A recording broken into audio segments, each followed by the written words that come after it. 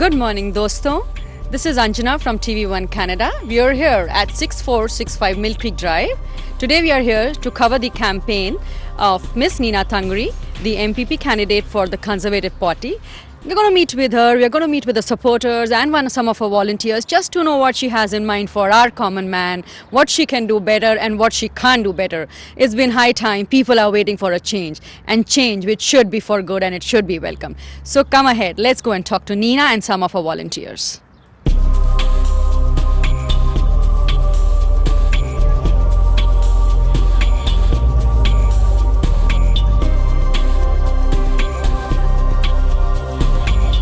चलिए दोस्तों, अंदर चल के देखते हैं कितनी एक्साइटमेंट है, कहाँ लोग हैं और क्या हो रहा है। और थोड़ी देर के बाद अब हम नीना से बातचीत करेंगे और पता करते हैं कि और क्या क्या चीज़ें हैं जो आज दिन में देखते हैं। चलिए आइए मेरे साथ। चलिए अब थोड़ी सी मुलाकात करते हैं नीना के साथ और पता करते हैं इनके व्यूज़ और इनके डिस्ट्रीब्यूशंस आज उनके कैंपेन में क्या हो रहा है। We have all the supporters, we have Nina and we have mister Brad with us. So just starting with Nina. Hi Nina. Good morning. I'd like to say hello to the listeners out there at TV1. It's nice to have you here. Just wanted to see there's so much of excitement, so much of enthusiasm around. What is on your agenda today for your campaign? Well, today, this morning, we're actually having our campaign launch. So we're having a lot of people, a lot of volunteers, a lot of friends, and a lot of dignitaries here to join us. And it's just going to be a great time on this campaign. And make sure you get out to vote on June 12th. That's great. What are some manifestations, or what is the common man really looking for from this campaign of yours? I think what the people need to see, they want to make sure that when they work very hard and their hard-earned taxpayers' dollars, they're being used wisely. Unfortunately, with the Liberal government that we've had over the last 11 years, that hasn't happened. So what we want to do, we want to get in there, we want to almost clean house. We want to make sure that your taxpayers' dollars are really used efficiently, wisely, so that we can have the healthcare and the education that we need for our families. Yeah, just wanted a little curious. I know you are from England and you've been in Canada for lots of years and Mississauga. It has been always intriguing. Why Canada and why Mississauga? I actually visited Canada when I was 15 years old, and I really liked it here. And I went back home and said to my mom, I think I'm going to move there. So when my husband came to England to visit his brother, someone introduced us and we hit it off. Next thing I knew, we were married and I was living in Canada. That was 30 years ago. Oh, that's awesome. So that means this place really took on you. I also know that you've been in the board of directors for the Credit Valley Hospital. So being with that background, do you think the common man can look for good health reforms or something coming up and you're going to be in the elections this time? Very much so. I spent 6 years as a board of director at the Credit Valley Hospital. That was a huge learning process for me, and it gave me an understanding of how healthcare worked, what the needs of the community were, because that is a community hospital. And I learned so much, and that allowed me to take back to the government what the community needs and vice versa. So an understanding of how healthcare works. Unfortunately, what we have today is we have a bloated bureaucracy and not enough being invested in the front lines. We want to make sure we have enough nurses, doctors for the patients out there, and hopefully reduce emergency wait times, because a few hours in the emergency room can be a life and death situation, and we can't have that. Yeah, I do agree to it. Also, something to, for the new immigrants, the jobs. Of late, I've been hearing the students, they are not even able to get the summer jobs. So looking at the whole scenario for the immigrants, for the students, for the upcoming families, anything you really have a special message where you can say, okay, this is on top of my agenda, this I would do right away, and maybe 3 months down the lane, once elected, this is what I would do. So something in a stage-wise do you have planned up? Absolutely. I think one of the biggest problems we face today is too much red tape. It's very difficult for students. They want to get a degree, they want to go to college, get a diploma. One of the big problems that they face today is that once they've done all of that, what they've learned in college is not practical in the workforce. So we're working with employers and with colleges and universities to make sure we match those programs to what the employers are looking for, what we need in society. So I think that's one of the first things that we will do when we form government. Any USPs? What's really is your USP, I would say, compared to your counterparts? Sorry, USP is? Could be a unique selling point, really, sorry. I mean, it's something, where everybody says, okay, this is something what the other person also committed and it's the same commitment. So something really unique, you have to tell your province people that, okay, this is what I'm going to do for your province and this is where I'm moving out and moving over the edge and doing it for you.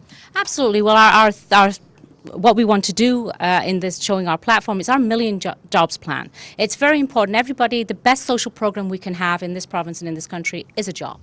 If more people are working, more people are paying taxes, there's more money in the system to allow us to have the money ready for the frontline healthcare, education, the programs we desperately need. So what we want to do is to get people to work. We want to make sure that we create the environment for businesses to want to be in Ontario. We want to make sure that we keep the businesses here, that they're not looking elsewhere to take their plants. We've lost over 300,000 manufacturing jobs, which is extremely sad. Just a few days ago I was at Unilever, and not at Unilever, but I knocked on a door of a lady who worked at Unilever, and she was crying and saying she'd worked there for 28 years, extremely sad, and she says, I'm too young to go on pension and I'm too old to get a new job. What am I going to do? And that's just one story of many stories that we're hearing every day, and we have to help create the environment to make sure all businesses say Ontario is the place I want to be. Perfect. I think it's a great idea and a great thought. As a woman, I'm a woman, you're a woman, something special you have for the woman in your agenda or your manifestation that you said, okay, this is something I want to keep aside just for the woman, something like a soft part of it? Well, you know, as a woman, I understand what it's like to raise a family, and I love Ontario. I love Mississauga. It's a great place to raise your family. Having said that, I mean, I'm here for all Ontarians. I'm here for all the people of Mississauga, not just women, not just men, not just children, but for everybody. We have to make sure that we have the right agenda that suits everybody. Families can make choices. You know, if it's the right thing to have one spouse stay at home, we have to encourage that. That's okay. If the woman wants to work outside the work, that's absolutely fine too. What's your biggest inspiration? What really inspires you? I'm just very passionate about this province. I just, you know, like I said, Canada is the place I chose as my home. I love it here. I want to stay here, and I think it's a great place to raise your family. It's safe, and we have to just make sure people are comfortable and welcome. And I just want to make it a better place to live. And the only way we can do that is we know we have a good plan to make sure people are working, so that we have great social programs like health and education. I know, I mean, I would say, you know, for you to reach at this stage, it has to be the support of the family, couldn't do without it. And we have women who really aspire to come up to a position like yours, and it's really encourageable. I would say it's awesome to see a woman like you coming up and doing this. Something what you would want to tell the woman everywhere, just, okay, you may have limitations, you may have liabilities and other things at home. You really have something to tell them that, okay, move out and come forward? Absolutely, you know, I encourage everybody to get involved, and this is your city, your country, your province.